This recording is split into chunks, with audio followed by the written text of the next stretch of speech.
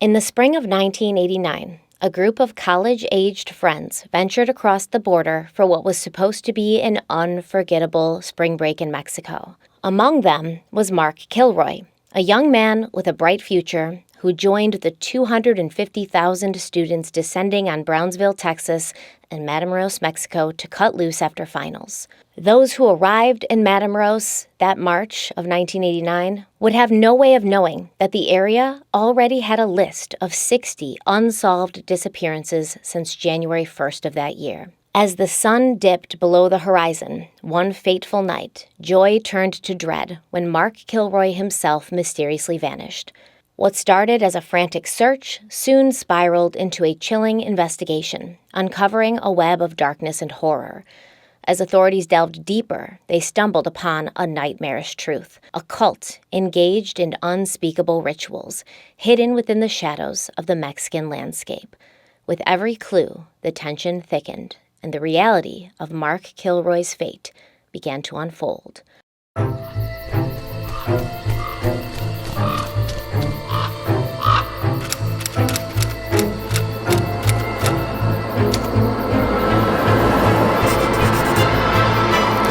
Hello everybody, welcome back to my channel and happy Harloween. Today we are covering a case that I've been researching for a few years, and I wanted to include it in last year's Harloween, but then I realized this is just way too of an in-depth case with so much context and so many interesting and informative and important side quests. This has to be a two-parter, which it's going to be, because I have to talk about the totality of this. And in order to research this video, there's a ton of resources for researching, especially in the late 80s and the early 90s. This case was all over, so there's a ton of internet and newspaper resources, and I also used two books for my research in this case. The first is this book. It's called Sacrifice, and it's co-written by Mark Kilroy's father, Jim Kilroy. The second book is this one here. It's called Blood Death. And I'm not going to tell you what this is about because it's going to give too much away. But it's a great book. It's a great resource for anybody who wants to learn more about the drug trade in Mexico, about the different cartels, and what kind of belief systems they have. All right, that's as much as I'll give away. I will link both of these books in the comment section. Both of them will be linked in the comment section or in the description box more accurately, so you can check them out if you want to. I highly suggest that you do. This is a crazy case. It's incredibly disturbing, and it's perfect for Harloween, so we're going to get into it. But before we do, let's have a word from the sponsor of today's video, HelloFresh. Fall is officially here, and that means cooler temps and cozier nights at home, which is prime time for cooking at home with HelloFresh. You can get mouth-watering seasonal recipes and fresh, pre-measured ingredients delivered right to your door with HelloFresh. And all the proteins, veggies, sauces, spices, and more will arrive in your box along with simple, easy-to-follow, step-by-step instructions on recipe cards complete with pictures, so it's impossible to mess up. And this means you'll be able to whip up tasty restaurant-style meals in your own kitchen without the high price tag, without having to leave the house when it's cold and dark, and without all of this food waste. And no matter what you're craving, HelloFresh has tons of options, and you can choose from a weekly changing menu of over 50 recipes. Plus, you can peruse the HelloFresh market for add-on items like desserts, breakfast items, and snacks. Everything I get from HelloFresh has always been good, but I don't know what it is about their newest menu going into fall, going into the cooler season. I had 3 recipes last week that were amazing, that I've never had before. So I've got this turkey ragu spaghetti, amazing, and then this sweet chili turkey and green bean bowls. These were so good. And what you're going to see me cooking in the B-roll is the soy glazed chicken and broccoli. This was so easy. It was so easy that I did not think it was going to taste as good as it did because it was so easy. It took me like the prep of it was 10 minutes tops. And then obviously the longest part of the whole thing was cooking the chicken.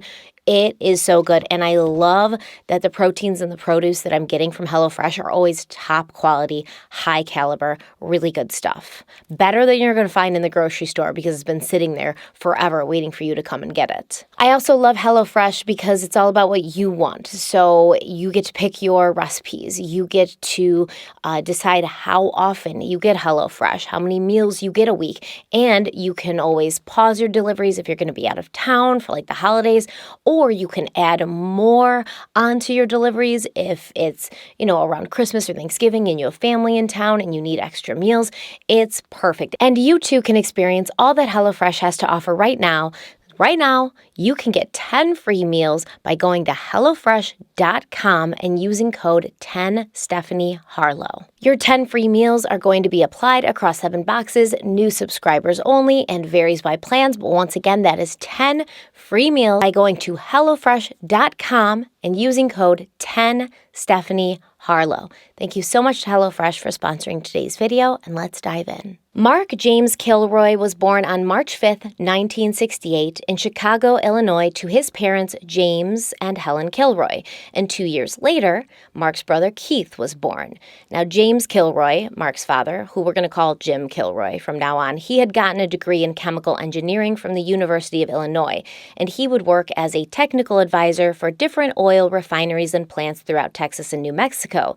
This meant he traveled a lot for work, while his wife, Helen, a homemaker, tended to her domestic duties and raised her 2 sons. From the very start, Mark Kilroy was a sweet, bright, and kind-hearted boy. When he was 5, he came home from kindergarten with a note he had written, promising his parents a special treat. And after dinner, he had them sit down so he could read to them out of a school book.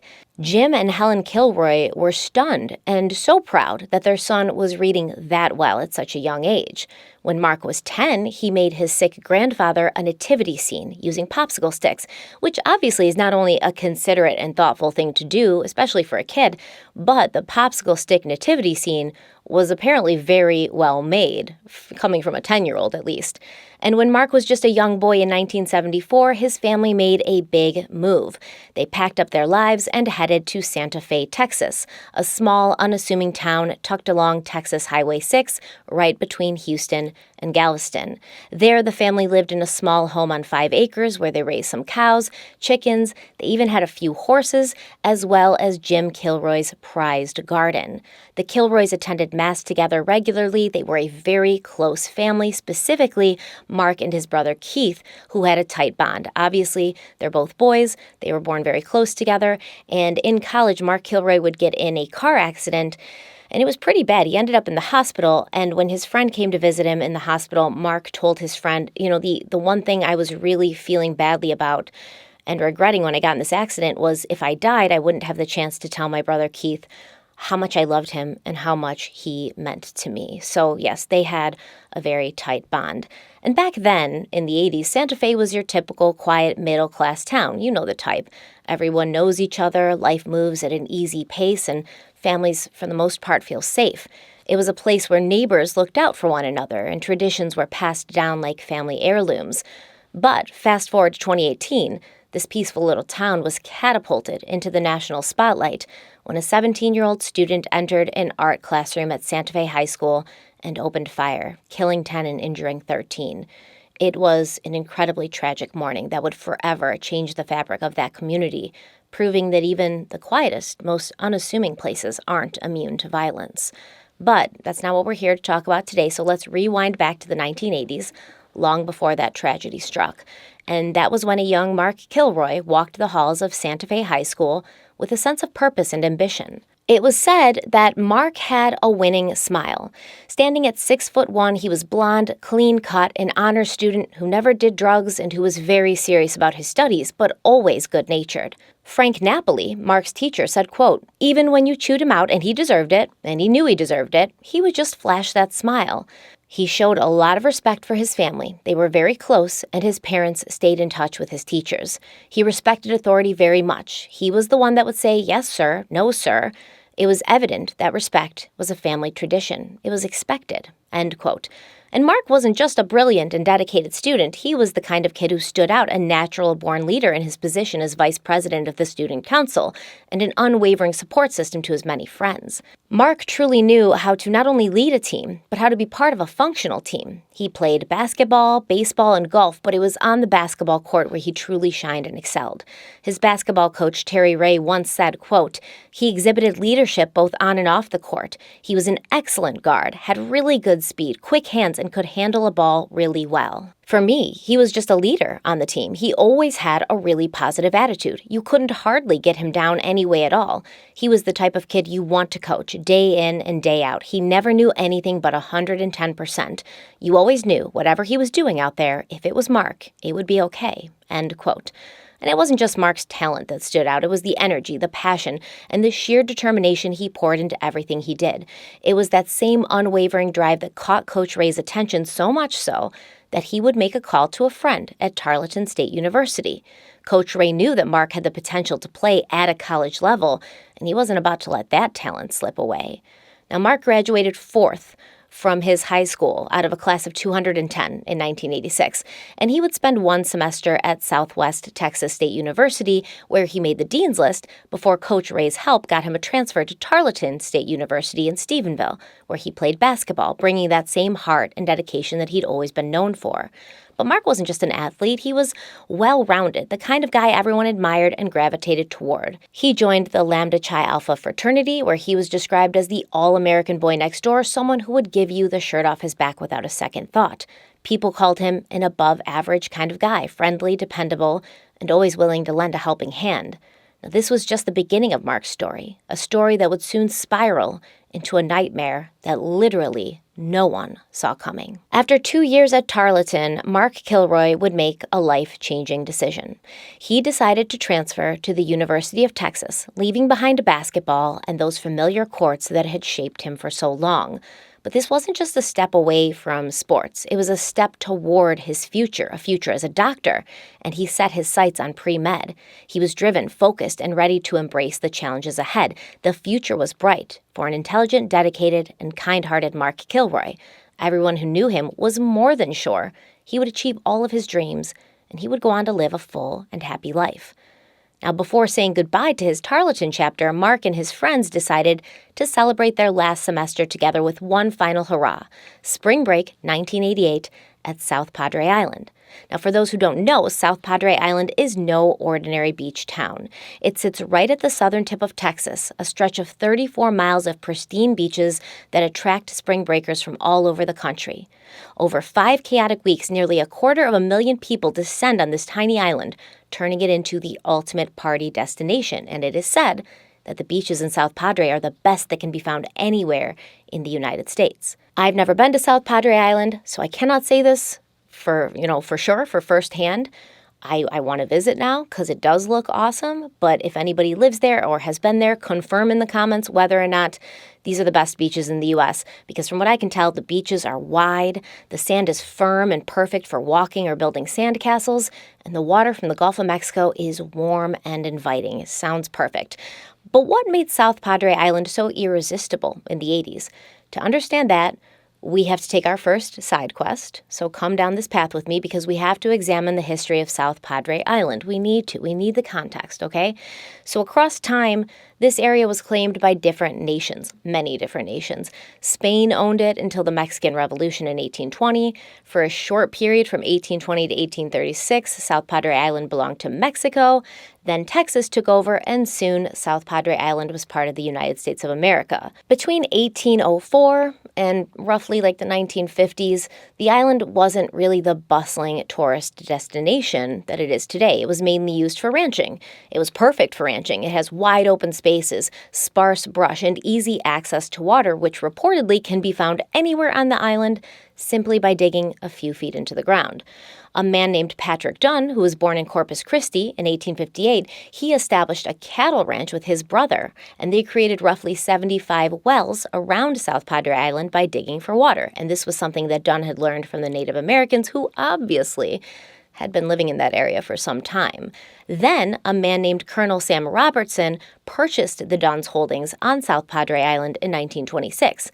Now, Robertson wanted to bring tourism to the island. He saw it as the Miami Beach of the Texas coast. He wanted to develop the island for visitors, so he started working on many projects to make the area more appealing and accessible to those seeking relaxation and fun. In 1927, Robertson built the first causeway from the island's northern end to Flower Bluff on the mainland, and he named it the Don Patricio Causeway in honor of Patrick Dunn. Robertson also stationed ferries at Port Aransas. He built a bridge over Corpus Christi Pass, and he constructed a hotel and 4 houses on the southernmost 45 miles of the island. But then in 1929, when the Great Depression hit, Robertson could no longer afford his payments, and so he reluctantly sold his South Padre interests to 2 brothers from Kansas City, Frank and Albert Jones. The Jones brothers continued development on the island under their company, Ocean Beach Drive Corporation. But in 1933, a terrible hurricane destroyed many of the buildings along with the Don Patricio Causeway, and eventually the area returned to ranching. Between 1933 and roughly 60s and 70s, nothing much was going on at South Padre Island besides the ranching. But in the 80s, something changed. And what mainly changed is the drinking age in Texas. So Texas had refused to raise their drinking age to 21, like many other states. And this gave them an edge on places like Florida, who was also known for its vacation and spring break spots, but who had raised the drinking age to 21. So South Padre Island suddenly saw an influx of tons of young people in the area between the months of February and April. And these young people were both under and over the age of 21 because they could all drink. As long as you were over 18, you could drink. South Padre Island was also an easy drive for students from the Midwest. So unlike Florida, they didn't have to buy plane tickets. They didn't have to travel far. They could just drive right over. And this increase in tourism provided the area with a much-needed cash influx. And it wasn't just college students looking for fun, but also retirees who were known as winter Texans, flocking to the area for its affordability, calm waters, and stunning sunrises. With its subtropical climate, making it warm in the winter and hot and humid in the summer, with its various water sports, legends of shipwrecks, pirates, and buried treasure, and amazingly fresh seafood plucked right from the ocean, South Padre Island, which was home to roughly 5,000 residents, would start to see over 1 million visitors a year. And today, on an annual basis, visitors outnumber residents 1,000 to 1, which I'm sure the residents love. But it wasn't just the endless sunshine or the countless activities like swimming, surfing, and fishing. It was the allure of something wilder, something beyond the typical spring break chaos, because just a quick 45-minute drive from South Padre Island was Matamoros, Mexico, a border town that back in the day promised cheap drinks for everyone and an endless throbbing nightlife. No passports needed, just a short walk or drive across the Gateway International Bridge and you'd find yourself surrounded by neon lights, pounding music, and bars that offered non-stop fun and cheap cold drinks. It was the ultimate spring break party haven. Today, though, Matamoros is a completely different place. It's no longer a go-to destination for spring breakers. In fact, the U.S. Department of State now has a do not travel advisory for Tamaulipas, the state where Matamoros is located. And the advisory reads like something out of a horror story. Organized crime activity, including gun battles, murder, armed robbery, carjacking, kidnapping, forced disappearances, extortion, and sexual assault is common along the northern border. And yeah, that's word for word what the travel advisory says. So we've got heavily armed criminal groups patrolling the area with impunity, targeting both locals and tourists alike. And so what was once an adventurous escape is now a danger zone, with U.S. citizens finding themselves as targets for kidnappings and violence. But back in 1988, most of this wasn't part of the picture, at least outwardly.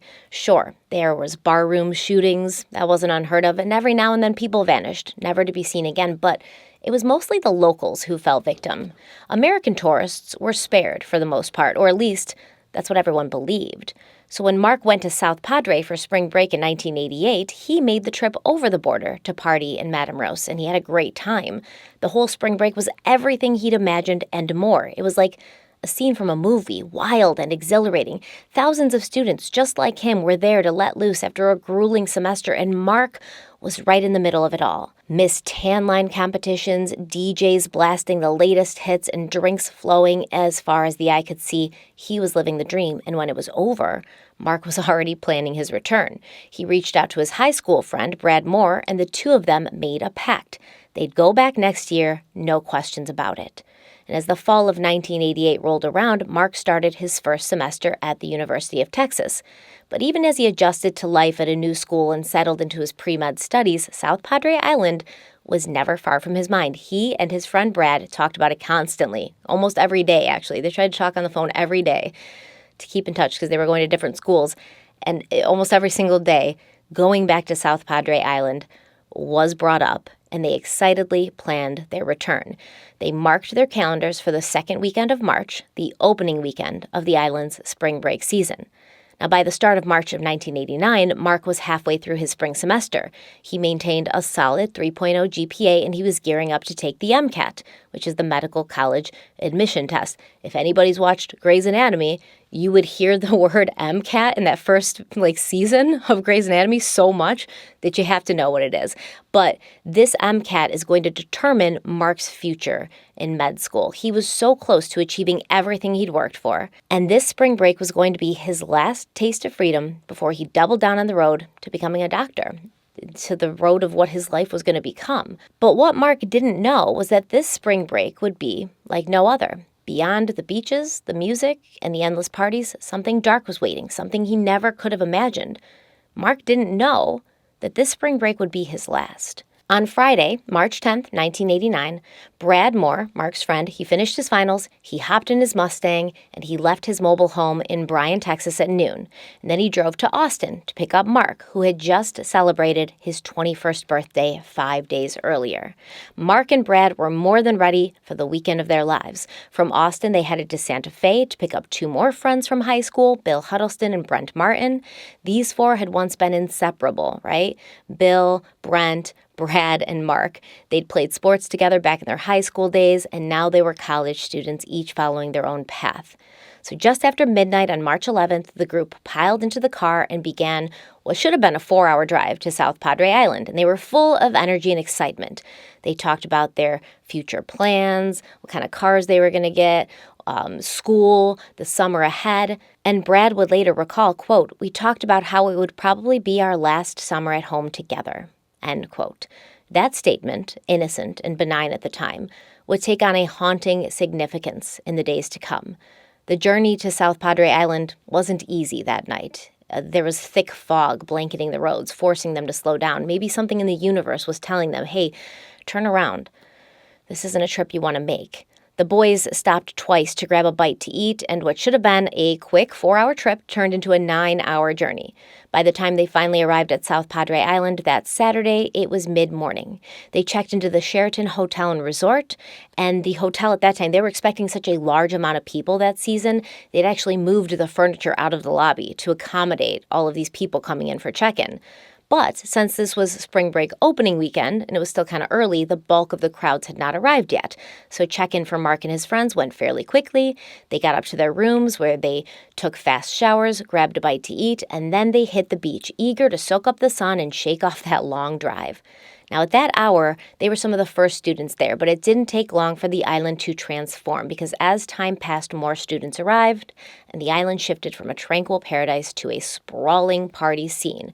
Just like the previous year, there were DJs playing music, there was unlimited drinks, lots of fun. One beer company was even offering free access to a swimming pool for students who were willing to be part of a commercial.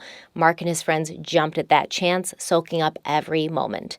After watching the Miss Tanline contest, which took place on the beach behind the Sheraton, the boys lounged in chairs by the pool, and Mark and Brad used a free telephone service sponsored by the beer company to call home. Now, Brad ended up speaking to his mother, but when Mark called, no one answered. And remember, this is 1989. They don't really have cell phones right now. This was probably one of the last opportunities that Mark Kilroy had to speak to his parents. But that evening, the boys met some girls from Purdue University who were staying in an adjoining room. They ended up partying with those girls until dawn. The next day followed the same pattern. The boys got up late. They had lunch. They went back to watch the Miss Tanline contest again before heading back to their rooms for a nap because their plans that evening would bring them to Matamoros, Mexico. So obviously they needed their rest. And this would be their spring break routine, right? Sleep, beach, lunch, Miss Tanline contest, which was held behind the Sheraton, nap, dinner, and then drinking in the evening. and Matamoros at that time was seen as a scrappy border town known for its nightlife, where you could get a cold Corona with lime for just $1. So obviously that's where they want to be at this point.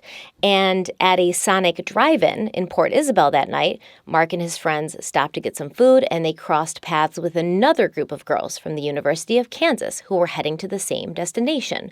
So the two groups decided to go together. They parked their cars on the Brownsville side of the International Bridge before walking across into Matamoros.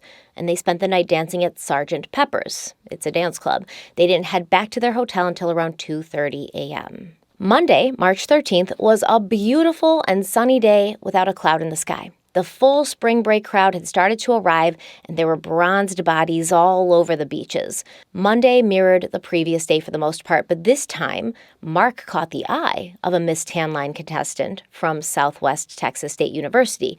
They struck up a conversation as they soaked up the sun. The boys also saw some friends from high school on the beach, so they spent some time chatting and catching up. And then Mark and his friends grabbed pizza, beer, and soft drinks and brought everything to their room for lunch before taking their usual afternoon nap, after which they would get ready to go out for that night. Now, that night they were planning to check out a condo party being thrown by some of Mark's old fraternity brothers from Tarleton State. So Mark dressed in a black short-sleeve button-up shirt with light-colored pants that had stripes of black and brown in them. He added a gray belt, black shoes and socks, a gold rope chain, and a gold watch that his grandfather had given him. The boys didn't plan on staying at the condo party all night because it was their intention to go back to Matamoros, hoping to recapture the thrill of their last adventure. They'd had such a great time the night before, they wanted to go back. But that night, Brent wasn't feeling well. He and Billy were kind of tired. They didn't really want to go back to Matamoros, but they knew the others really did. And there was the promise of a lot of female companionship there, so they ended up agreeing to go. The group also brought along Zach Creech, a friend of Mark's from Tarleton. And as they had the night before, the boys drove to Brownsville. And as they drove, they noticed something in the sky. It was the Northern Lights, and this was a very rare event because usually the lights can't be seen that far south. It was so rare, in fact, that the National Weather Service forecaster Jack Stewart had called it a once-in-a-lifetime event. Once again, Mark and his buddies parked on the U.S. side and then walked across the International Bridge to Matamoros. When they got there, the town was bursting with energy. 15,000 spring breakers crammed into the sidewalks, spilling into the streets. The atmosphere was electric, but it carried an edge, an unspoken sense that anything could happen. The boys pushed their way through the crowds and eventually found themselves at a bar called Los Sombreros, illuminated by neon lights and loud music. Now, they'd chosen this bar because it had the shortest line, but they didn't know it was a popular hangout spot for local drug smugglers. In July of 1988, the son of another nightclub owner had been shot and killed, and the culprit reportedly was a man named Il Dubi, a member of the Hernandez gang. A few months later, a Matamoros police officer who'd been following El Dubi disappeared without a trace. We're going to come back to that. We're going to come back to the Hernandez family and their crimes that are attached to them. But for now, let's return to Mark Kilroy and his friends that night. So from Los Sombreros, Mark and the boys ventured deeper into the chaos, eventually ending up at the London pub, which had been rebranded as the Hard Rock Cafe for spring break. They got a table, they started dancing, Mark met some girls, and for a while he vanished into the crowd, blending into the madness. It got a little bit rowdy in the club. Some beer bottles were being thrown around and dropped from the second floor, and Zach Creech left with some other Tarleton friends. By nearly 2 a.m. on March 14th, Bill suggested they head back to the island. And as they left, they spotted Mark leaning against a Volkswagen, chatting with the girl from the Miss Tan Line contest that he'd connected with earlier. When he saw his friends, he said goodbye to Miss Tan Line. I'm not calling her Miss Tan Line to be disrespectful, by the way. I don't know what her name is. They never say. That's all they call her is Miss Tan Line, but that is what she's referred to. So he's with her talking. He sees his friends. He says, goodbye, Miss Tan Line. He rejoined his friends, and together they began their trek back to their car. What none of them knew as they walked was that Mark had already been marked. He was being watched from afar by a man named Serafin Hernandez, a member of the dangerous Hernandez cartel. Serafin had already chosen 2 other targets, or sacrifices, that night, but they'd gotten away from him, and he was not going to let Mark Kilroy out of his sight. Standing next to Serafin Hernandez was another member of the cartel, Maliko Ponce Torres, and Serafin told Torres that Mark was the one. His tall stature and good looks would please the Padrino. As Mark walked with the rest of the group towards the border, Serafin and Torres followed in a truck. The streets were packed. People were pouring out of bars, some heading to the bridge, others wandering aimlessly like lost souls drifting in a sea of chaos. Moving was slow, like trying to swim against an invisible current. Brad and Brent got ahead of the group and paused, waiting in front of Garcia's, a watering hole and gift shop near the bridge. Near Garcia's, Mark paused to say goodbye to another girl, and he waited for Bill to catch up. As Bill approached, Mark asked, "Is something wrong?" And Bill responded that he was just tired. He wasn't really in a partying mood. Bill still wasn't feeling well, and he was moving slower than the rest, so Mark hung back, not wanting Bill to be alone. Later, Bill would say that not long after this, he ducked behind a tree for a moment to relieve himself, and when he emerged, just 2 minutes later, Mark was gone. Bill said that just as he was walking away to urinate, he heard a voice shout out, "Hey, don't I know you?" But he didn't even bother to look back and see who was speaking. They'd already met so many people they knew from back home in Texas that weekend, he assumed it was just someone Mark had met in high school or college. Not seeing Mark when he emerged from behind the tree, Bill assumed that his friend had just rejoined the rest of their group. But when Bill caught up with Brad and Brent, Mark was gone, just like that. 1 second he was there, the next, vanished, swallowed by the crowds of people. Brad would later say, quote, "When we turned around to say, 'Where's Mark?' he was gone, and that's the last we've seen of him," end quote. The friends retraced their steps, frantically searching for any sign of Mark, but he was nowhere to be found. Brent and Brad stayed at the bridge in case Mark showed up, but Billy went back into Matamoros to see if Mark had returned to the bars, maybe distracted by Miss Tanline. Despite not feeling well, Billy walked the streets of Matamoros for hours, long after the bars had closed, convinced that Mark would not have just left or gone somewhere without saying something. The rest of the guys crossed back into Brownsville, hoping Mark might have somehow made it there ahead of them, but the car sat empty. So they waited, and they waited, and they waited by the car, scanning the crowds, convinced he'd show up any minute. But he never did. Mark's friends were obviously worried. This didn't feel right to them. But as a last resort, they decided to go back to the Sheraton on the chance that Mark might have caught a ride with someone else. But back at the hotel, there was still no sign of Mark. By 5 a.m., exhausted and worried, the guys went to bed, holding on to the hope that Mark would be there by morning. But that didn't happen. Bill later said, quote, "When we woke up the next morning and we still hadn't heard from him, that's when we knew something was wrong," end quote. The anxious group did not go out to the beach that day. They did not take in the Miss Tanline contest, nor did they have their customary lunch and nap. Instead, they stayed in the hotel room for a little while, theorizing what could have happened to their friend, eventually deciding that he must have gotten picked up by the police in Matamoros. They had no choice but to report him missing, so they headed to the American consulate in Matamoros, where they were told by the vice consul, Michael O'Keefe, they shouldn't worry. Their friend was probably in jail, drunk, or off with some girl. O'Keefe promised to check the jails and the hospitals, but told the boys, go back to the hotel and wait to get word from me. Mark's friends did not go back to the hotel. Instead, they stayed in Matamoros and they continued to search the streets and alleys for any sign of Mark. They also went to the police on South Padre Island, where they were told that nothing much could be done. Matamoros, after all, was an entirely different country, and no one in Brownsville or South Padre Island had any power there. The police also told the boys not to worry, though. They said it was spring break. Mark was likely sleeping off a hangover next to some woman he'd met at the bars. At 10:30 p.m. that day, Mark's friends called his parents and told them what was happening. Billy asked Mark's parents if they could do anything, and he suggested that they call the consulate, hoping that Jim and Helen Kilroy would be taken more seriously than a group of spring breakers. Jim Kilroy called his brother, Ken Kilroy, who was not only Mark's uncle and godfather, but also a U.S. Customs agent. Ken also initially thought that Mark could have been arrested and sitting in a Mexican jail, so he called John Hensley. John Hensley was the Assistant Regional Commissioner for the U.S. Customs Pacific area. Hensley called his old friend, Orrin Neck, who was the U.S. Customs agent in charge of Brownsville. Neck promised that he would contact the Cameron County Sheriff's Office in Brownsville and see if he could get any information on Mark, and meanwhile, Helen Kilroy, Mark's mother, called Border Patrol, who told her that they couldn't do anything. But Border Patrol did call the Brownsville police, who claimed they had no contact with law enforcement in Matamoros, but the dispatcher told Helen to try calling the Matamoros police, which she did. Unfortunately, no one there spoke English, allegedly, and she was hung up on by the police in Matamoros twice. Lieutenant George Gavito at the Cameron County Sheriff's Office in Brownsville got 2 calls that Tuesday. One was from the police on South Padre Island informing him about Mark Kilroy, and one was a call from Orrin Neck, also about Mark. Neck told Gavito that he wanted to work on finding Mark with him, and so Gavito told Neck, get Mark's friends, you can all meet me at the sheriff's office, we'll figure something out. So they all gathered in Gavito's office, and together they assembled a team of 4 sheriff deputies and 6 Border Patrol agents to basically have a task force to find Mark. And Gavito soon told Mark's friends, listen, go back to the hotel. It hasn't even been 30 hours. I'm going to handle things from now on. Me and Orrin Neck got this. Gavito also sent agents to Mexico who started making calls and talking to people, eventually being informed that there were no United States citizens in any Mexican jails. And Gavito didn't really believe this. He's been working in Brownsville for a while. He's like, it's spring break.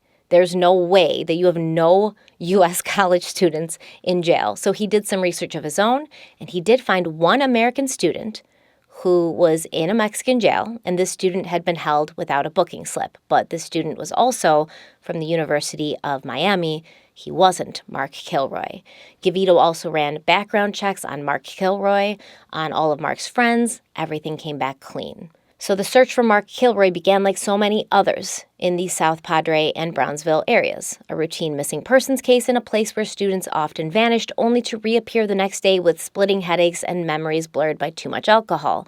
But as the hours passed and Mark still didn't turn up, it became painfully clear he wasn't just another hungover college student who hadn't made it back to his hotel. Something had happened to Mark Kilroy in Matamoros. And whatever it wasn't good. Search efforts shifted into high gear, and the task force that had been assembled grew, including U.S. Customs Service, Brownsville Police, Cameron County Sheriff's Department, Mexican federales, and more. This wasn't just a search, it was a manhunt, and with every passing hour, the urgency grew.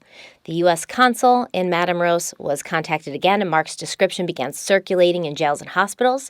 His parents, Jim and Helen, arrived in Brownsville, their hearts heavy with fear, but also filled with determination to find their son. They offered a $5,000 reward and began passing out flyers, desperately hoping someone, somewhere, had seen Mark. Now, Mark's friends, Billy and Brad, were still shaken, and they went with Orrin Neck to Matamoros so that they could lead him through their journey the night that Mark went missing. Now, Billy had a vague memory of Mark talking to someone that night, a young Hispanic man who may have had a scar or a scuff mark on his face. Neck also returned to the U.S. consulate and spoke to Don Wells, the director of the consulate, and Wells said they needed a family member of Mark's to file a report, but he promised that if Mark didn't show up in a few days, he might decide to get involved. He might. Until then, he said they should just allow the Mexican police to handle things, because that always goes so well. So eventually, Jim Kilroy, within the first few days of him arriving in Brownsville, he went to the consulate to file the report. And Wells told Jim Kilroy, who's Mark's father, the Matamoros police could not be trusted. He said, listen, these guys only make $150 a month, and this leads many of them to take bribes from cartels and criminals, basically indebting them to the cartels and the criminals, and this leads to widespread corruption throughout the department. But just a few days ago, he told Mark's friends, like, don't worry, let the police in Matamoros handle it. And now he's telling Jim Kilroy, like, these people are corrupt. Okay? They're corrupt. They work for the cartels. So 2 days after Mark's disappearance on Thursday, investigators took a desperate step. They brought in a hypnotist, hoping to unlock any hidden memories that Mark's friends might have had from that night. And under hypnosis, Bill recalled seeing something new. He said he remembered a strange man motioning towards Mark. He hadn't thought much of it at the time, believing that Mark was right behind him, but now that small detail felt like a glaring warning that they'd all missed. And Billy, under hypnosis, was able to give more details about another man he had seen, the one with the scar on his face. He said the scar or the scrape looked like something that would happen during a fight, maybe a mark that a ring would leave behind, and it was on the man's cheek. Now everyone was wondering, were these 2 men involved in some way with Mark's disappearance? Obviously. That same day, Mark's friends and family shared their fears with the media. They weren't just worried anymore, they were terrified. Terrified that Mark was either dead or being held against his will. Helen Kilroy's voice trembled as she said, quote, I'm extremely worried about him because he's pretty responsible. Being the person that he is, he would have contacted us or his friends, end quote. Now, based on everything they knew so far, investigators concluded that Mark had likely been kidnapped for robbery or ransom by the men that Bill and Brad had saw. But the absence of any ransom demands pointed to a chilling possibility that Mark had been killed and his body had been discarded in some remote location. Helicopters and all-terrain vehicles from the United States Border Patrol scoured the Rio Grande River, which separates Texas from Mexico, but their search yielded nothing. By Friday, reports of spring breakers being attacked while in Matamoros began surfacing. A badly beaten college student turned up at a Brownsville medical center that Friday, and he reported being mugged in Matamoros in the same area Mark and his friends had been hanging out the previous Monday. Across the street from where Mark had last been seen, a student had been raped by 3 men. Gavito had impounded vehicles search for traces of blood because by this point he believed that Mark Kilroy was dead, and he told Orrin Neck that they would probably now be looking for a body. The 2 men privately talked to each other about how they believed Mark had found himself in a bad situation with a Matamoros cop because they had yet to find the body, and a run-of-the-mill criminal or a drug smuggler, they wouldn't have gone to such lengths to hide the body. It was Mexico, and pretty much people would be killed and just left to lay where they were, and that's where they'd be found. So they wondered, was it a cop? Because only a cop would have the foresight and the ability to conceal a body in that way. Now, on that Friday, the Cameron County Sheriff's Office received a call from a woman who wanted to remain anonymous, and she claimed she knew what had happened to Mark Kilroy. She said some very bad people had done some very terrible things to him, and that he was dead. Claiming she didn't want to go into details over the phone, the woman promised to call back. Now, the following day, Gavito showed Orrin Neck a picture of a cement culvert in Matamoros. The culvert was covered in graffiti, both old and new, but the words, "Mark Kilroy was the first," could clearly be made out, also graffitied onto this culvert. In Matamoros, the police took their own approach. They interrogated over 100 known criminals, using methods that were as brutal as they were desperate. Carbonated water mixed with hot sauce was sprayed into the suspects' nostrils, and clubs were used for even more painful things. But none of them knew where Mark was, or at least that's what they said. Meanwhile, Jim and Helen Kilroy refused to give up. Their younger son, Keith, joined them in Brownsville, determined to help, even if only for a short while, because he, too, had a life waiting for him back at college. Together, they circulated 20,000 flyers throughout the Rio Grande Valley, refusing to let Mark's face fade into oblivion. They even met with representatives from Texas's most influential offices, including the Attorney General and the governor. They were determined to keep the pressure on. In Brownsville, people rallied around the Kilroys, raising an additional $10,000 for the reward fund, and one business owner expressed the community's concern, saying, quote, "I think a lot of the community is greatly concerned about what happened, and we just wanted to see what we could do to get this resolved. The entire valley feels this is out of character." He continued, saying, quote, "We've had a lot of empathy for the family because we all have teenage kids that go over there all the time. We just hate something like this happening in our community," end quote. On Monday, a week after Mark's disappearance, America's Most Wanted was contacted by the Kilroy family. The program said they would cover Mark's case, and John Walsh himself told Helen and Jim to be very careful of their marriage. And he said they should turn to each other instead of turning away from each other. He said that many parents of missing children end up getting divorced, and then they're left alone with their grief. And that is such... it's such a John Walsh thing to do. He's such a kind person. I've met him at a few crime cons, and he's exactly like this. And he's spoken at Crime Con and things like that about what losing his son did to his marriage and how traumatic and how much it filled him with grief to not only lose his child, but then to be so isolated from his wife and that they didn't even have each other to turn to in their grief and their sorrow. So John Walsh, really, really great stand-up guy. He really cares. On March 21st, a week had passed since Mark's disappearance, and despite their relentless efforts, the police found themselves at a standstill. No new leads, no breakthroughs. The agent in charge of the U.S. Customs Service in Brownsville voiced their growing frustration, saying, quote, "There isn't a whole lot new. I wish there was. We're constantly working with Mexican authorities, and though the work hasn't died down, the leads are drying up," end quote. But the Kilroy family refused to let Mark's case fade into obscurity. They knew that time was their enemy, and with every passing day, the trail grew colder. They needed something, anything, to reignite the search, to bring their son back into the public eye. And on Sunday, March 26th, that opportunity came when Mark's case was finally featured on America's Most Wanted. The episode was broadcast on 130 stations across the U.S. and Mexico, reaching countless households. By the end of that Sunday night, the segment had drawn 82 calls on a nationwide toll-free number, with 7 more coming in from the Brownsville area, including one from Matamoros itself. It was a flicker of hope, but would it be enough? By Monday, the police sifted through the calls, but nothing concrete surfaced. One officer said, quote, "The calls we have received haven't provided us with any information we haven't already checked out, but we're hopeful that we'll get other calls, and we're going to follow every clue we get. We haven't got a real solid clue in this case yet," end quote. Then on Tuesday, March 28th, the floodgates opened. Over 1,300 calls poured in from concerned citizens, people desperate to help, people who wanted to believe that they might hold the missing piece of the puzzle. But as each call was logged and investigated, it became painfully clear. None of them knew anything about Mark. None of them led to Mark. And once again, the search hit a dead end. For the Kilroys, the crushing weight of this reality was almost too much to bear. A few days later, they made the heart-wrenching decision to return to their home in Santa Fe. Their son was still missing, but they hadn't given up hope. Helen told reporters, quote, "It was very hard for us to come back because we wanted Mark to be with us, but the police promised us that they wouldn't lessen the intensity of their investigation," end quote. And so the Kilroys waited.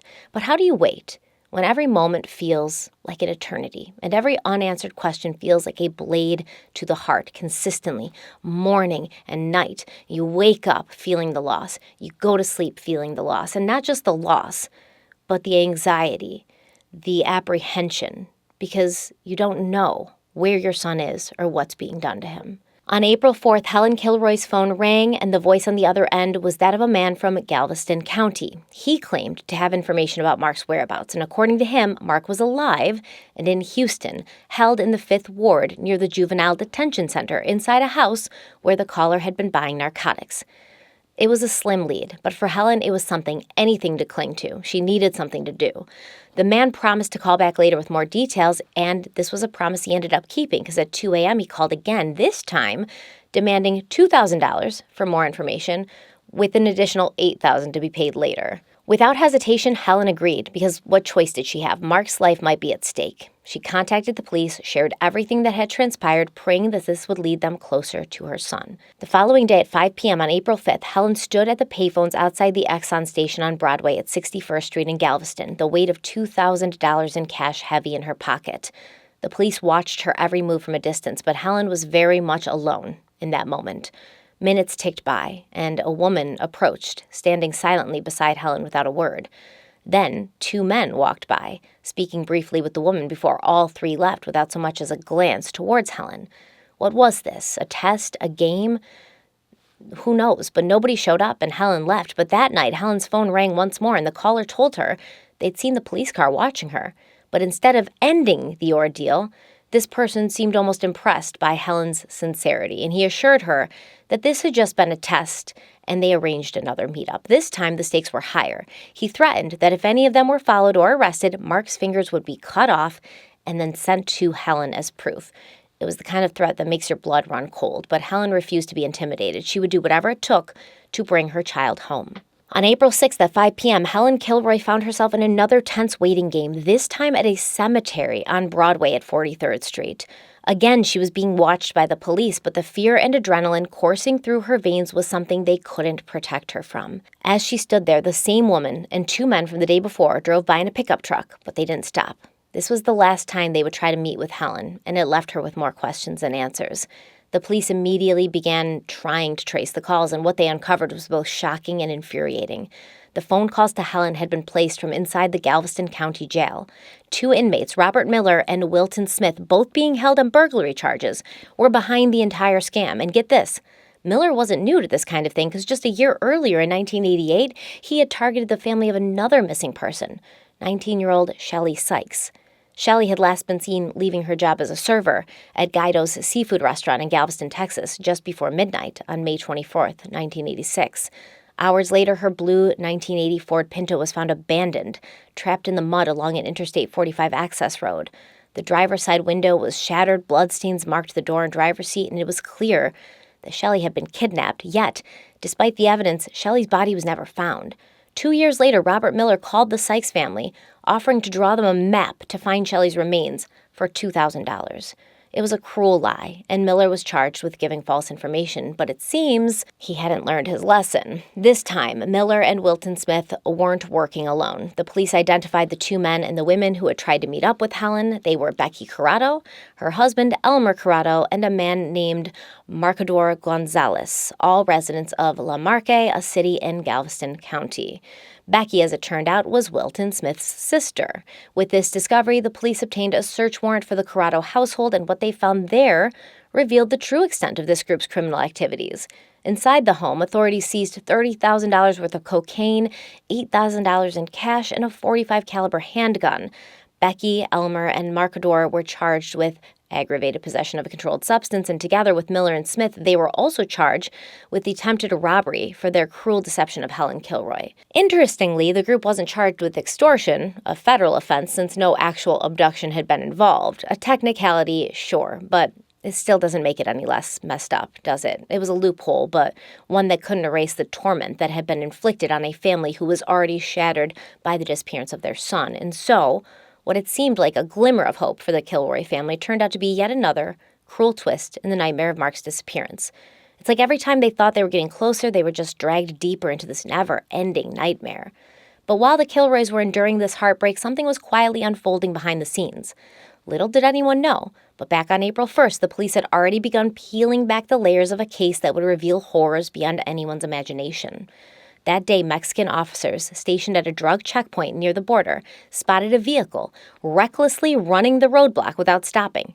Instead of flipping on their sirens and rushing in, they decided to play it smart. They followed the vehicle in an unmarked car, tailing it as it drove down Mexican Federal Highway 2. The car eventually led them to the Santa Elena Ranch, 20 miles west of Matamoros. Now, the ranch itself was unremarkable, a speck of dust in the vast desert. It stretched across 100 acres, but it wasn't much to look at. An old livestock corral and a small 15 by 25-foot shack with boarded-up windows, a tin roof, and red tar paper walls was pretty much all there was. But looks can be deceiving, right? The officers knew that this desolate place could be hiding something sinister, maybe even answers about where Mark Kilroy was. The officers watched from a distance for about 30 minutes as the driver of the truck lingered before heading back towards the city. It was then that the officers made their move. In a swift search, they found 30 kilos, 66 pounds of marijuana, confirming that this place was used for drug smuggling. While searching the ranch, the federales, led by Commandant Juan Benitez Ayala of the Mexican Federal Police, also arrested 29-year-old Domingo Reyes Bustamante, the caretaker of the property. Benitez showed Reyes a picture of Mark Kilroy, and to everyone's surprise, the caretaker admitted that Mark had been there, and he pointed in the direction of the small tin and tar paper shack about 400 yards away. Now, inside that small shack, they found something that would forever change the course of their investigation. Even before going inside, the men could smell the scent of death, blood, and decaying flesh, but the scene inside was nothing short of horrifying nightmare fuel. Blood smeared the floor, casting dark shadows on the walls as flickering candles fought against the dim light. Coconut shells, cigars, cane liquor bottles, an iron bed frame, heavy electrician's tape, a hammer, and a blood-caked machete were scattered around the room. And then there were the cauldrons, 3 of them, smaller and filled with pennies, gold beads, chicken and goat heads, and scattered bones. That seemed bizarre enough, but it was the 4th cauldron that sent chills down the officers' spines. A large iron kettle filled with a gruesome mix of wooden stakes, coins, a horseshoe, herbs, a goat's head, chicken feet, a turtle, and floating amidst it all, a human brain submerged in animal blood. Lieutenant George Gavito, one of the first Americans to arrive at the site, would later describe the scene as, quote, a human slaughterhouse, saying, quote, "I've been on the force 15 years and there are no words to describe what I saw there," end quote.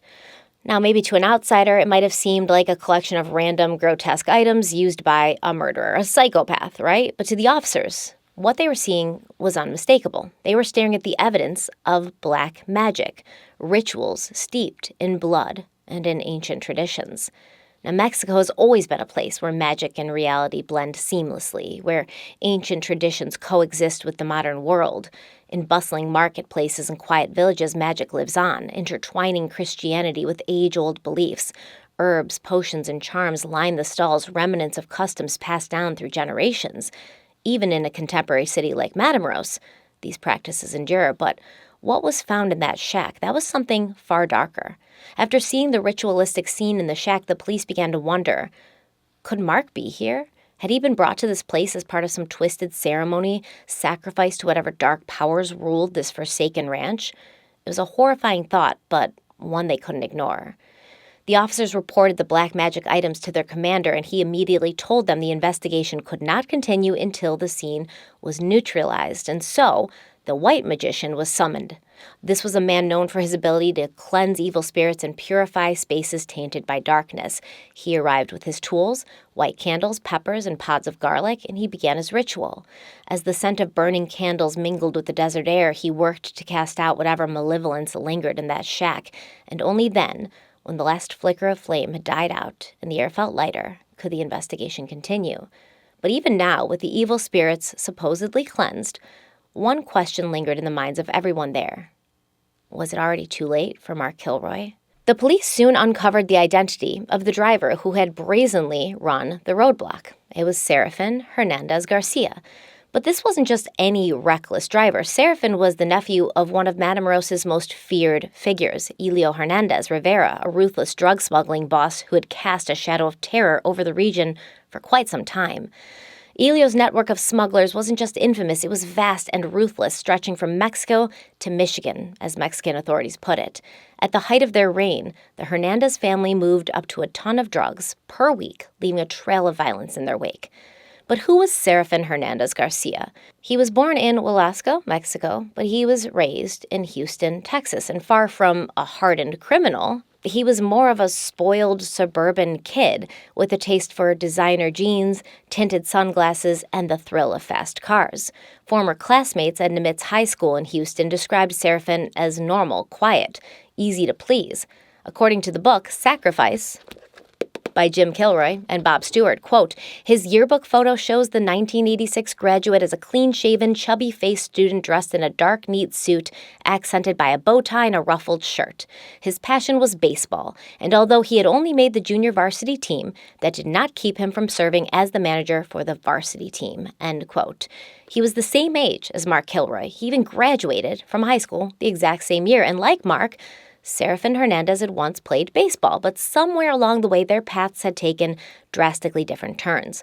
Mark was headed towards a future in medicine, while Serafin got pulled into a world of crime and violence. And to be fair, I don't think he was pulled in kicking and screaming. I think he was kind of into it. He wanted to be a part of it. He fancied himself something of a narco. So we need to pause here, and we need to quickly examine the history of Mexican drug cartels and how they managed to root themselves so deeply into the country. And this is important. Once again, this is a little side quest, but this is the context that we need to truly understand what happened here. Now, according to the book Gangland, quote, Mexico has a long history of unstable governments being replaced by periods of corrupt one-party rule. It has withstood several violent coups, at least one full-scale revolution, been invaded several times by foreign powers, and has even had 2 emperors. From the time the Mexican nation defeated the Azcapotzalco in 1428, and even probably before that, until the election of Vincent Fox as president in 2000, Mexico has not experienced a single transfer of power to the opposition without violence, end quote. So this quote refers to the Mexica. This is a group of people who arrived in Aztec territory in the late 14th century. Now, at that time, they requested permission from the area's dominant people, which was the Azcapotzalco, to settle and live in the valley around Lake Texcoco in central Mexico. Now, the Azcapotzalco people agreed, but within 100 years, the Mexica were powerful. They were very well respected, and they became a threat to the Azcapotzalco, who lashed out, murdering the leader of the Mexica group. In response, the Mexica made allies out of 2 other powerful Aztec groups. They defeated their attackers in 1428, and then as a result, all the survivors assimilated into the Mexica group. And by the 16th century, the Mexica were considered the most powerful of the Aztec people. The Mexica were then the dominant group of people in the area, and their leader was a name of somebody you might recognize, King Montezuma. But they were not in the clear, because around this same time, the conquistadors showed up, led by Cortez. They landed in the Yucatan Peninsula with the plan to colonize Mexico for Spain, leading with violence and massacring thousands of people. And this is not a myth or a legend, because Cortez himself admitted this in his own words, speaking proudly of how he and his men set fire to a city and killed 3,000 people, including women and children, in less than 3 hours. So word of the massacre spread. Cortez and his men were allowed to march through the region with no further opposition because everyone was terrified of them. They arrived at Tenochtitlan in November of 1519, and because of the stories of their brutality, King Montezuma greeted the Spaniards as if they were welcomed and valued guests, not trained assassins whose only purpose was to make everything theirs. What ensued after this was absolute chaos. Montezuma actually opened his brother's palace to the 3,500 Spanish invaders. He fed them, clothed them, gave Cortez as much gold as he demanded.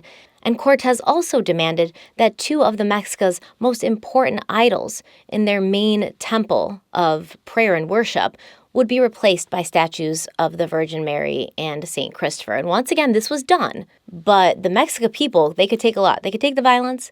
They could take the gold and having all these Spaniards in the palace, but having their idols removed, that was not something that they were able to handle.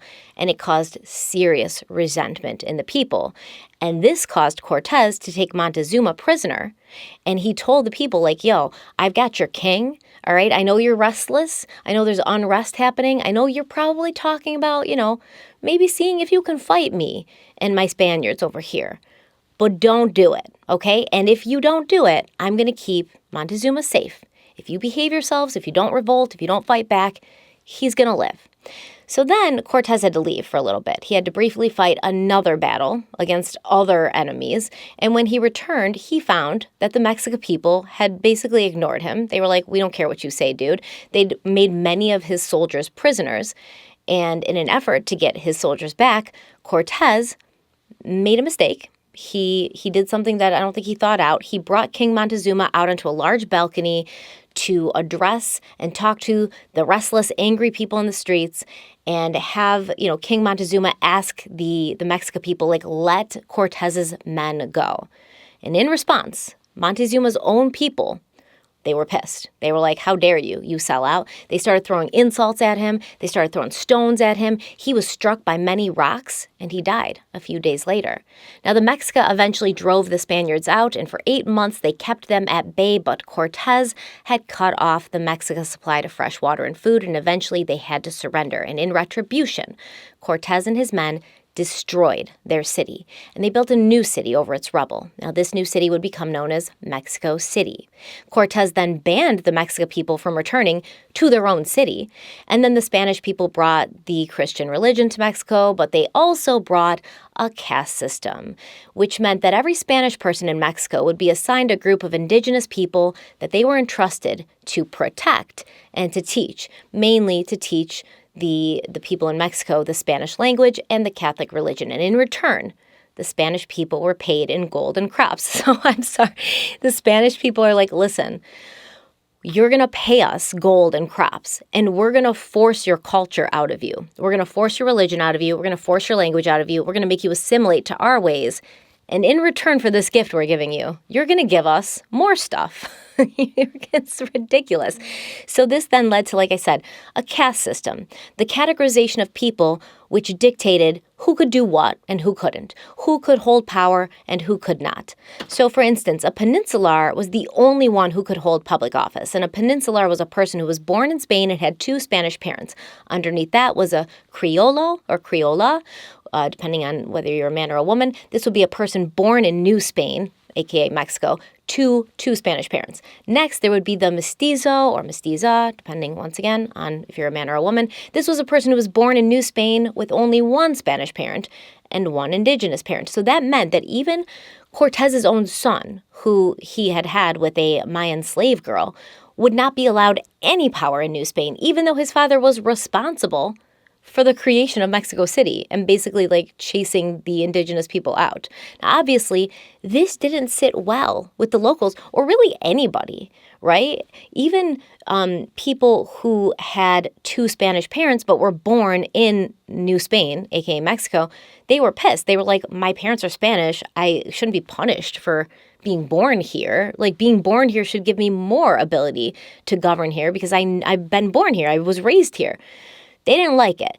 And as all these people watched revolutions unfold in the United States and in France, the people of Mexico, New Spain, they thought they too could take back their land. And there was many attempts to do so. We can't cover them all. But for instance, we have Miguel Hidalgo. He was a parish priest. He was outspoken and critical of the caste system put in place by Spain.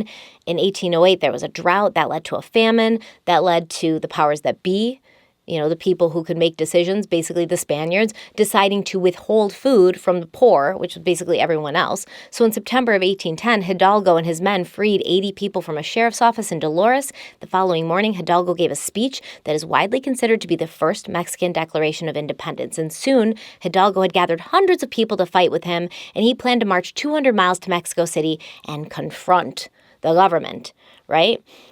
This didn't really go as planned. By the time they reached Mexico City, Hidalgo and his men had reached 100,000 in numbers as they collected followers throughout the towns that they marched through. But they also didn't make the best reputation for themselves through the towns they marched through, because we're talking about men. Okay, no offense to any of the men out there, but men, y'all don't know how to just be chill, okay? So Hidalgo's like a priest, and he's like, we're not going to hurt anybody. But then these men would go out and loot and pillage and take women for their own and just kind of be violent and be like dickheads through all these towns they were going through. So like they gathered more followers, but they also kind of alienated people from them.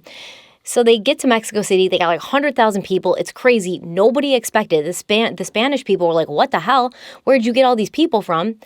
And although Hidalgo and his men's chances seemed promising, they were unorganized. And like I said, they weren't focused on the right things all the times. They weren't regulated, emotionally. They didn't have themselves under control. They were kind of just wild, untrained. These are not trained soldiers. They're just, men who have violence and anger in their heart, and they're ready to use it. So that doesn't bode well for going against a trained military. In March of 1811, Hidalgo and his top commanders were taken prisoner and executed by firing squad the following summer. Now, Hidalgo's head, as well as I believe 3 of his men, those remained on display in the town square of Guanajito for a decade to warn other potential revolutionaries not to get any crazy thoughts in their heads. But the movement didn't go away. It went underground, and it was now led by one of Hidalgo's men, Jose Morelos. Morelos seemed to make some headway. He won 22 battles, which allowed him control of much of the South Pacific coast, along with Acapulco, which at that time was Spain's most important Pacific port. But Morelos would also be captured and brought to Mexico City to be put before a firing squad. He was followed by another revolutionary leader, Vincent Guerrero, who had been with Morelos since he was 28. And like I said, this went on and on and on. Revolution leading to corrupt leaders, overthrowing those corrupt leaders, only to replace them with someone even more corrupt in most cases. And if this was a video about the history of Mexico, I'd be more specific. I would get into all the detail, but we don't have time for that right now. Once again, from the book Gangland, quote, Mexico's history has hardwired its people to be cynical about government. With single-party rule for 80 of the last 90 years and corruption so rampant that it has amounted to a kleptomancy, many Mexicans are prepared to live and work somewhere outside official channels. The fact that Mexico has a legal system based on civil or Napoleonic law, which allows for trials to be conducted in secret and forces the accused to prove his or her innocence rather than benefiting from a presumption of innocence as exists in common law jurisdictions, added to the enmity and sometimes outright fear many Mexicans had for their own government. Years of government instability, incompetence, and corruption have led to a terribly underdeveloped economy. In 2009, the GDP per capita in Mexico was $9,100, compared to the United States at $46,000 and Canada at $41,000. Mexicans are very aware of this disparity in wealth, and in recent years, the number of Mexicans legally migrating to the United States has ranged from 165K to 180K, with far more crossing the border illegally, often at the risk of their own lives. According to the Pew Hispanic Center think tank, there are about 7 million Mexicans living illegally in the United States, with numbers much lower in Canada but growing rapidly. Interestingly, Mexico has its own illegal immigration problem, as people from other Central American countries often pass through Mexico on their way north, straining its resources. That wealth disparity and a long shared history have led to some cultural friction between Mexico and its North American neighbors. When rank-and-file Mexicans see Americans and Canadians in person, they are almost always tourists, while the retired tourists in Acapulco, the spring breakers partying in Cancun, and the high school kids in Tijuana looking to take advantage of the more relaxed drinking laws may all mean well. Their obvious shows of wealth and frivolity often appear offensive, or at least condescending, to the Mexicans living there." End quote. So let's go to the southern states of Mexico. Oaxaca, Veracruz, Yucatan, Quintana Roo, etc. These states have great land for planting. This is a result of clearing the rainforests, and for generations, crops like corn, melons, citrus fruits, and coffee have grown beautifully there. Very arable, they call it, arable land. So in the 20th century, another crop began to grow there: the devil's lettuce, aka marijuana. Now, cannabis is native to South and Central Asia, but it made its way to North America along with opium in the late 1840s when Chinese migrant workers were hired to work on the railroads. These migrants formed their own insular communities in cities around the country that we know as Chinatown, and Americans and Mexicans alike flocked to these areas to smoke some opium. That's when they discovered marijuana in the process. You know, they always say, like, marijuana is a gateway drug. It seems like in this case, opium was the gateway drug to marijuana. So for a while, smoking weed wasn't super mainstream, but when Prohibition happened in North America, some people turned to marijuana when they couldn't get alcohol anymore. And this led to the plant being banned in the US, Canada, and Mexico. It was believed at that time that marijuana was a dangerous substance that made people lazy before driving them crazy. In 1937, Judge Foster Symes stated, quote, "I consider marijuana the worst of all narcotics, far worse than the use of morphine or cocaine. Under its influence, men become beasts. Marijuana destroys life itself. I have no sympathy with those who sell this weed. The government is going to enforce this new law to the letter." End quote. What Judge Symes and men like him didn't realize, at least then, is that many well-known figures in Hollywood had picked up the habit of smoking weed during World War II when opium and heroin had been cut off from Asia, but marijuana was much easier to get. In 1948, the LAPD, Los Angeles Police Department, executed several sting operations, and as it turns out, lots of actors and actresses were kind of in the marijuana game. And actor Robert Mitchum and his actress girlfriend Lila Leeds were actually arrested, and they did some jail time. Between 1948 and 1951, arrests for marijuana use increased by 77%. But then Dr. Harris Isabel testified before Congress. Listen, this plant's not addictive. It doesn't cause violence or criminal behavior. None of this is true. And that's when the United States government pivoted, and they were like, okay, maybe marijuana isn't a hard drug, but it is a gateway drug to the harder drugs like cocaine and heroin. So in 1952, the Boggs Act was passed, which quadrupled the mandatory sentence for possession and sales of marijuana, and these sentences were increased again in 1956 when the Narcotics Control Act was passed. So as the public's view of marijuana was kinder during the 60s and 70s, the government refused to budge. A report was drafted showing that harsh laws didn't decrease the use or sales of marijuana, but President Richard Nixon, he didn't even read it. He literally says, "I'm not even reading this report. Instead, I'm going to declare a war on drugs."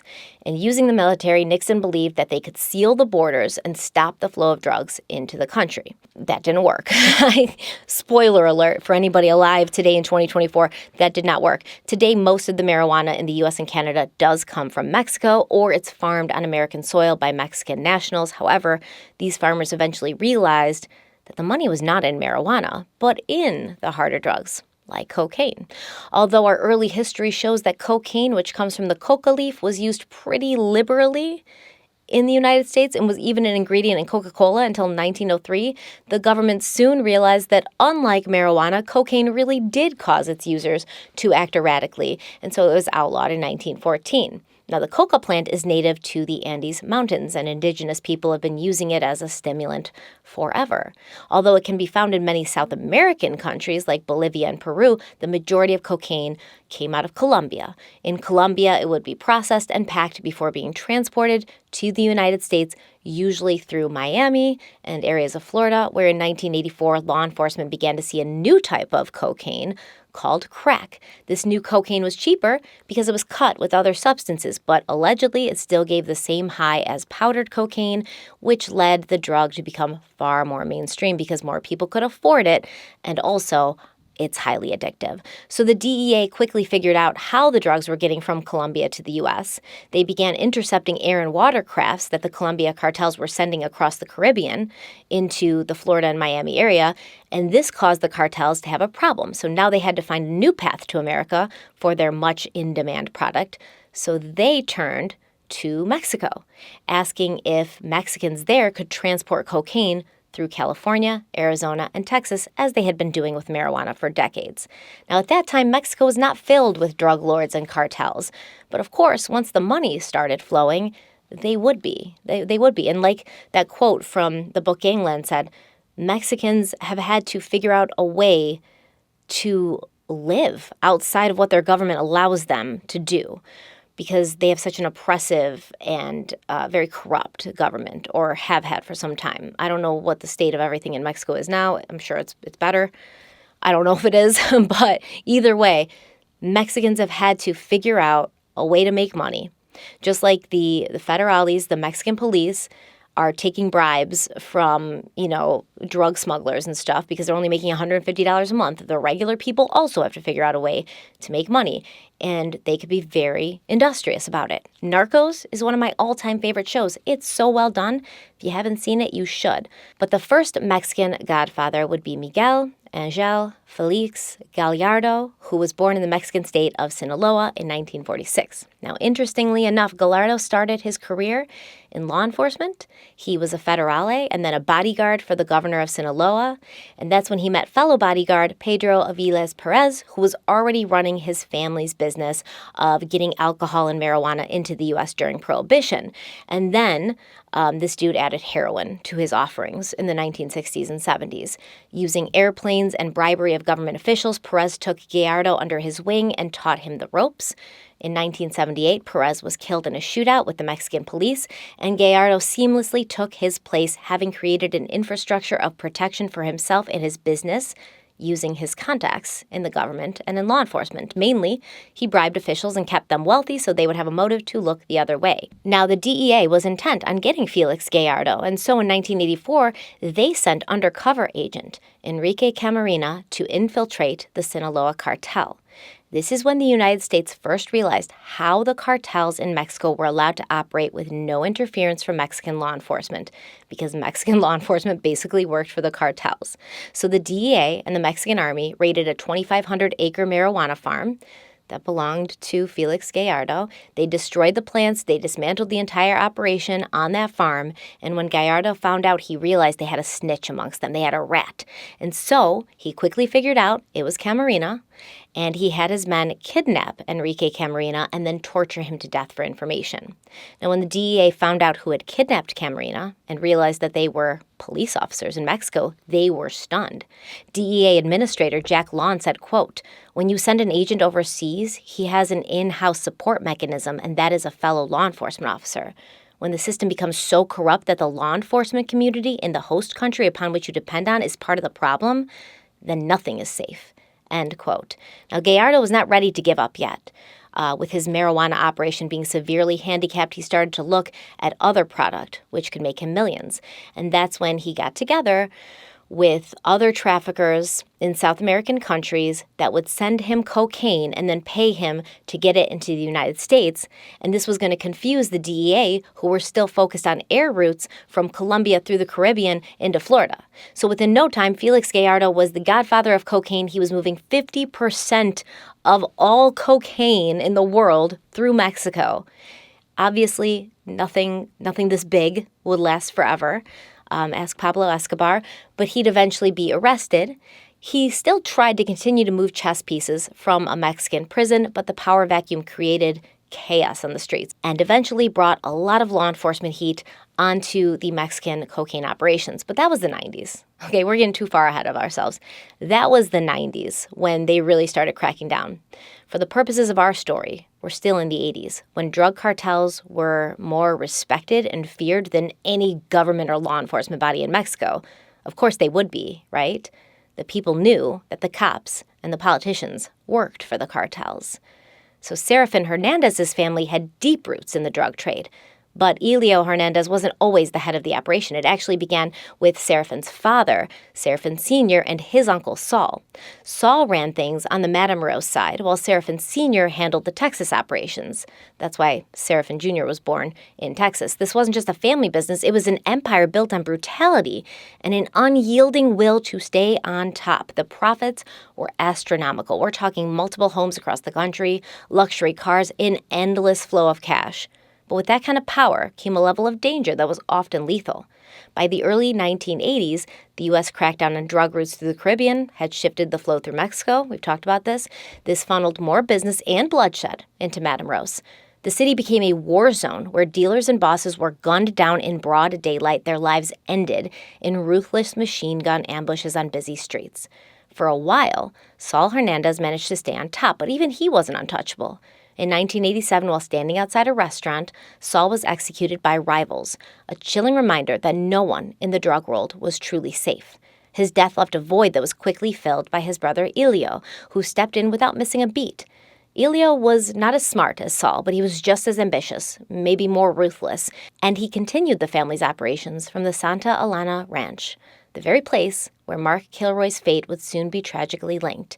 And there, in the shadow of his family's criminal empire, stood Seraphin, ironically studying criminal justice at a Texas college while working for his uncle in Mexico as like a drug lord. It's almost hard to wrap your head around, right? A young man, the same age as Mark, living this double life, attending lectures by day and running drugs by night.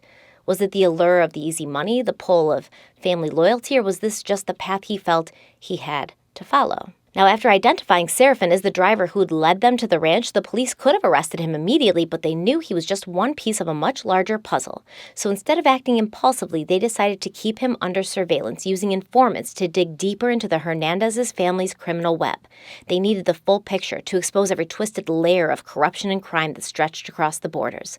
Because this wasn't just about Seraphin. This was about dismantling an empire. And Juan Benitez Ayala had been trying to get the Hernandez family for years. And he'd actually led a raid on a 250,000-acre marijuana farm owned by Saul Hernandez in 1986. He knew what the Hernandez family was up to. He just didn't know how deep it went. He definitely didn't know how dark it was.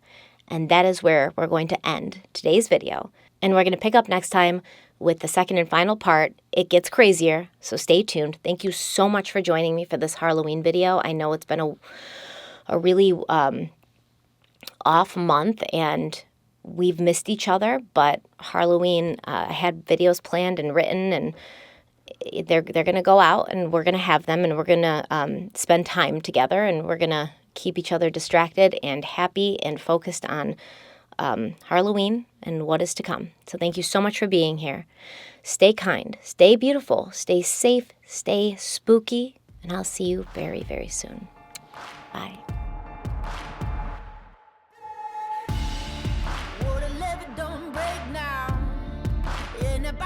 Straight down, and that river runs deep.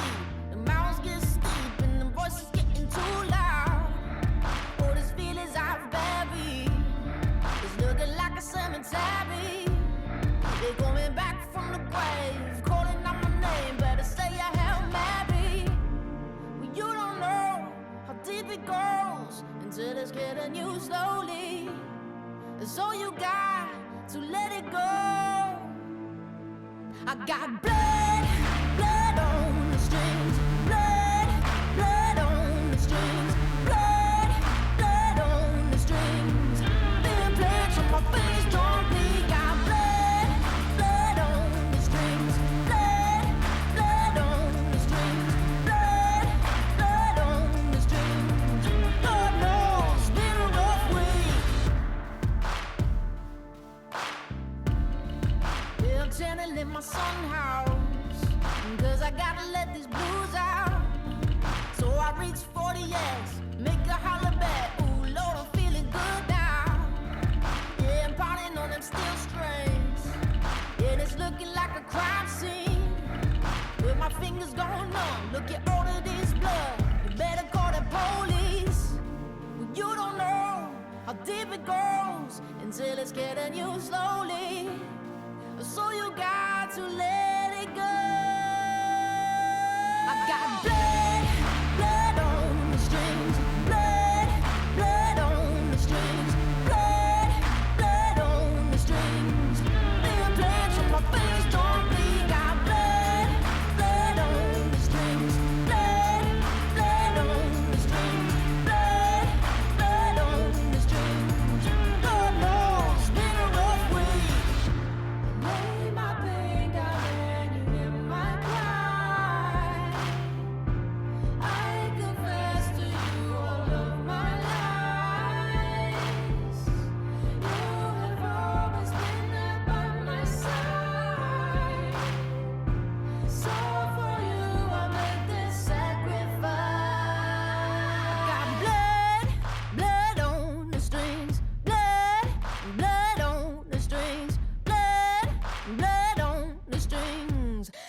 plans on my